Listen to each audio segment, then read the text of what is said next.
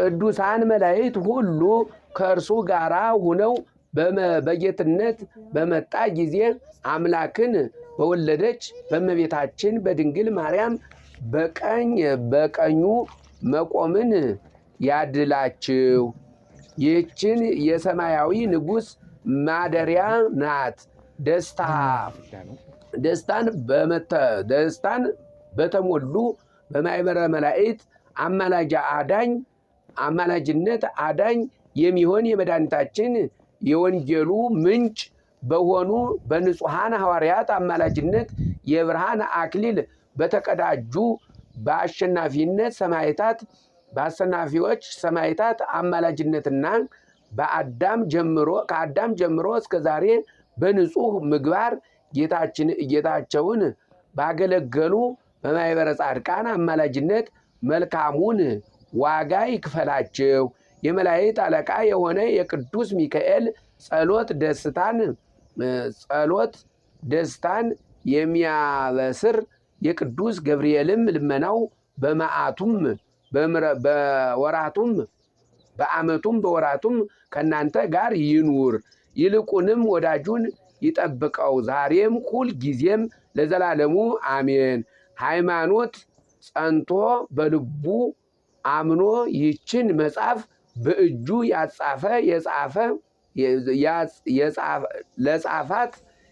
ላጻፋት ላነበባት ለተረጎማት ቃሏንም ለሰማ የቅዱስ ሚካኤል የክንፎቹ ጥላ ጋሻ ይሁነው።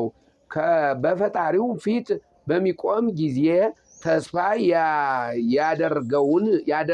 ያደረገውንም የሃይማኖት መሰረት በሚሆን በኬፋ አጠገብ ያስቀምጠው።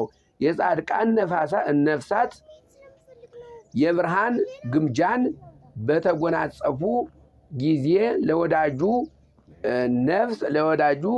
ነፍስ ማረፊያን ከዚህ ያድርግላት። ለአባቱ ለእናቱም ለወንድሞቹም ለእህቶቹም ነፍስ በዚሁ ያድርግላቸው። ከዚህም ነሐሴ 12 ቀን ነው። ከዚህም ታኅሳስ 12 ቀን ነውና እነዚህም በጥንቃቄ ያክብሩ። ሌሎች በዓላቶቹም እነዚህ ናቸው። ጥር 12 ቀን፣ የካቲት 12 ቀን፣ መጋቢት 12 ቀን፣ ሚያዝያ 12 ቀን፣ ግንቦት 12 ቀን፣ ሐምሌ 12 ቀን፣ መስከረም 12 ቀን፣ ጥቅምት 12 ቀን ናቸው።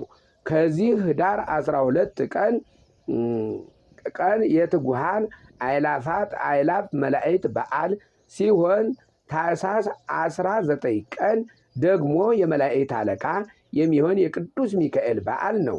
ያን ጊዜ በሰማይ ያሉ መላእክት ሁሉ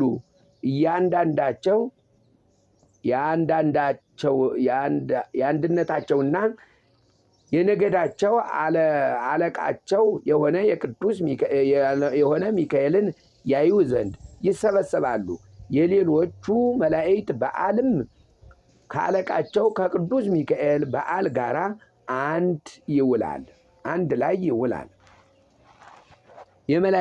የመልአኩ የቅዱስ ሩፋኤልና የካህኑ የመልከጼዴቅ መታሰቢያ በዓል ጳጉሜን 3 ቀን አብሮ ይውላል።